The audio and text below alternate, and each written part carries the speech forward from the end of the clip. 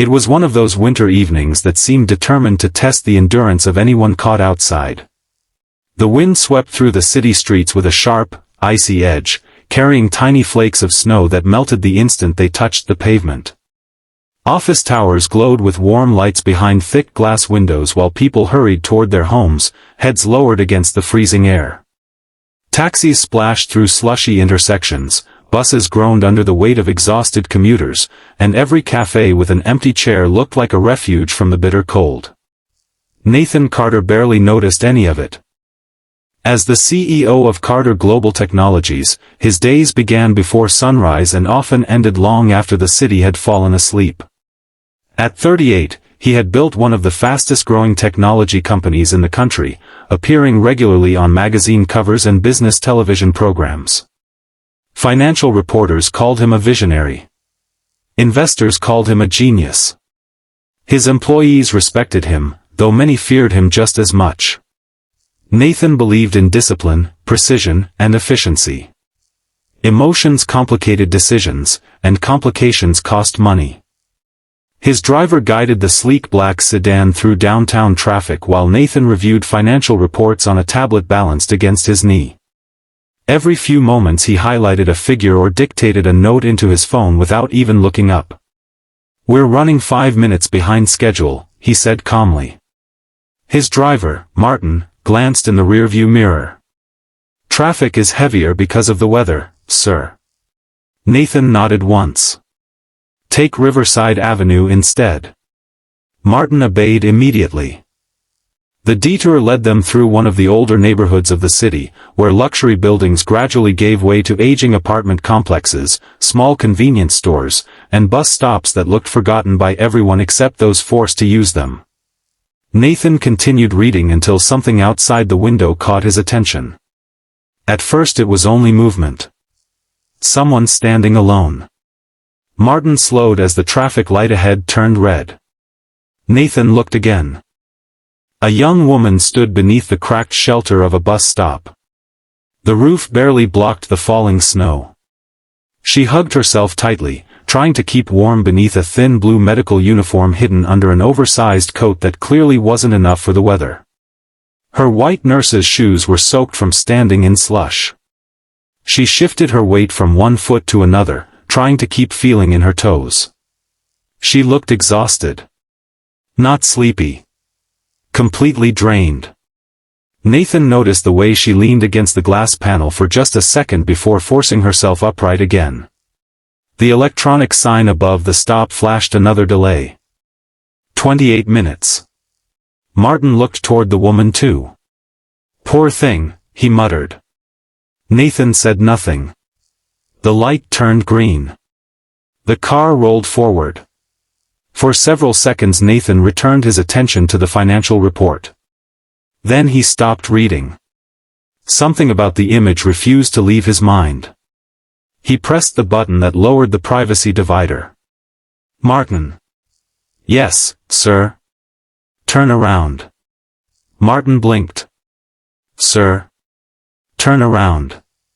Without another question, Martin made the nearest legal turn and headed back. When they approached the bus stop again, Nathan watched more carefully. The woman wasn't simply cold. She was shivering so violently that her entire body trembled. An elderly couple hurried past her without stopping. A teenager glanced in her direction before climbing into a rideshare. Within moments she was alone again. Nathan frowned. "Pull over." The sedan eased to the curb. Martin looked uncertain. "Do you know her?" "No." Nathan opened the rear door. The freezing air rushed inside immediately. The woman looked up, startled, as a tall man in an expensive charcoal overcoat stepped onto the sidewalk. She instinctively took a cautious step backward. "I'm sorry," she said quietly. "I don't have any money." Nathan looked at her for a moment. "I wasn't asking for any." She seemed confused. He noticed the hospital identification badge hanging from her neck. Emily Brooks. Registered nurse. St. Anne's Medical Center. "You work at St. Anne's?" She nodded slowly. My shift just ended. How long have you been waiting? I don't know. She glanced toward the electronic sign. The buses keep getting cancelled. You'll freeze before the next one arrives. I'll be okay. Nathan looked at the snowfall. No, he replied. You won't. She forced a polite smile. I appreciate your concern, but I'll manage. Nathan had negotiated billion-dollar contracts, handled hostile shareholders, and survived economic crashes. He recognized determination when he saw it. He also recognized stubborn pride. You don't know me, she said. No. And I don't know you. No. So why are you stopping? Nathan considered the question. He honestly didn't know. Maybe because she'd reminded him of someone. Maybe because nobody else had. Maybe because, for reasons he couldn't explain, driving away had felt wrong. My name is Nathan. She stared for a second. Then recognition slowly crossed her face. The Nathan Carter? Yes. The CEO? Yes. Her eyes widened. She had seen him in interviews. His face appeared on magazine covers at hospital waiting rooms all the time. You don't have to stand here, he said. I'll call a taxi. She looked embarrassed. I can't really afford surge pricing tonight. Nathan noticed the hesitation before she'd answered. He suspected money wasn't simply tight. It was almost gone. What about family? My apartment is only 6 miles away. Family? She looked down. No. Friends? They're all working. Nathan nodded. The silence stretched between them. Snow gathered across her shoulders. The wind blew even harder. Without another word, Nathan removed his wool coat and held it out. Emily immediately shook her head. I couldn't. You already are. She looked confused again. What? Freezing. She laughed despite herself. It was a tiny laugh. Tired. Unexpected. I'll give it back. I know. She slipped the heavy coat over her shoulders. It hung almost to her knees. Instantly her shivering eased. The warmth surprised her. So, Nathan said, you're coming with me. She blinked. What? You're coming with me. Her expression changed instantly from gratitude to suspicion. I can't just get into a stranger's car. Normally, I would agree. She folded her arms.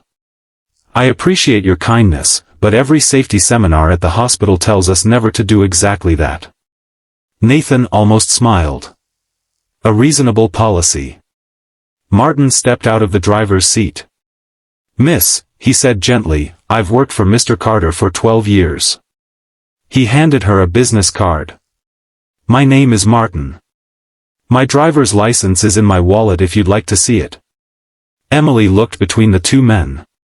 Nathan reached into his pocket and handed her another card. His personal business card. Gold lettering. Direct office number. Personal assistant. Corporate headquarters. Everything genuine. She stared at it. You actually carry these? Sometimes. I could still say no. You could. Another gust of icy wind cut across the street. Emily winced.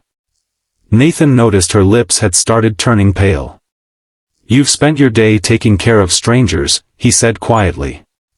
Allow someone to return the favor. For reasons she couldn't explain, those words reached her in a way the expensive car never could. She hesitated only another few seconds before nodding. Just, take me home. Nathan looked thoughtful. We'll discuss that. She frowned. What does that mean? It means I don't think your apartment has heat. Her eyes widened. How do you know where I live? I don't. Then why would you say that? Because someone standing in weather like this wearing shoes held together with tape probably isn't living somewhere comfortable. Emily instinctively looked down.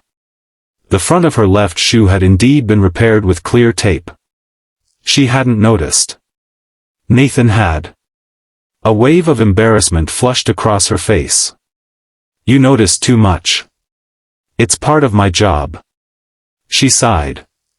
I really do have heat. Nathan held her gaze. She looked away first.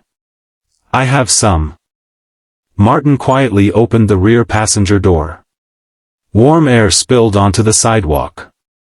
Emily looked inside the luxurious sedan, then back at the dark street behind her.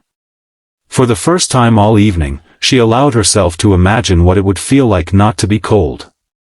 She took one careful step forward and climbed into the car. The door closed behind her. Neither of them realized that this simple decision would change both of their lives forever.